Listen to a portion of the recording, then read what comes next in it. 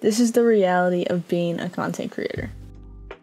During this last month, I've learned a lot, and with that information, I want to share it to you guys. That way you can start off with an edge and not make the same mistakes that I did. By saying that, I don't mean that I'm not still learning, because I am every day. I'm learning and improving, so just a disclaimer.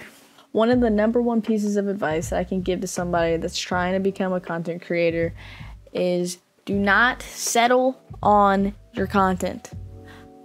No matter how good you think your editing is or your posting style, there's always room for improvement, and you should always be looking to experiment with new things and try and build on what you already have, see what's working, what's not, and just don't settle on what you're making, because at the end of the day, if it's not blowing you up, then there's a reason for it.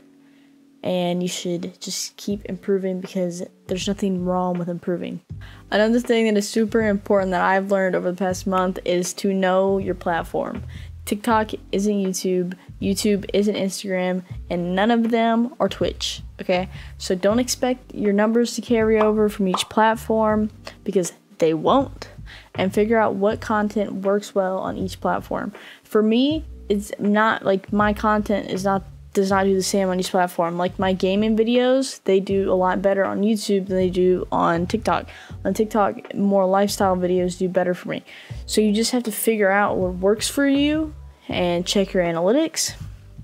And it's all really about what fits for you. It's not all the same for everybody.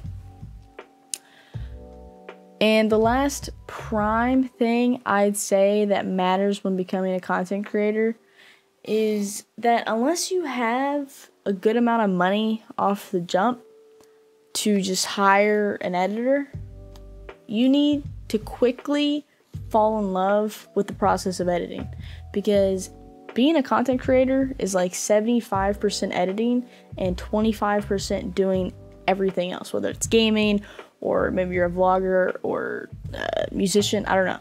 But you have to understand that, because if you don't, then you're going to be upset with the process of making your videos, and therefore your outcome isn't going to be what you want it to be, because you don't even like editing in the first place.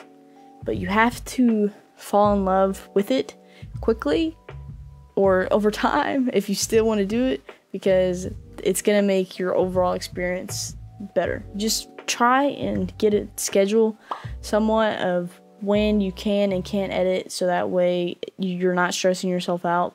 And a little bonus tip I have is that try your absolute best to not let numbers affect you. And this is something that I still need to listen to myself on, because I still look at my numbers on videos after I've uploaded them for a week and they're still not doing anything. And I'm like, dude, like, am I falling off even though I haven't even grown?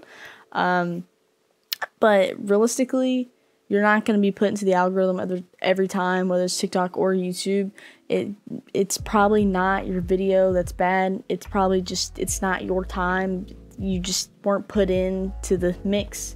So just keep uploading. I feel like consistency, from what I've experienced, is the most important. So if you just keep uploading, that's what's really going to be your growth.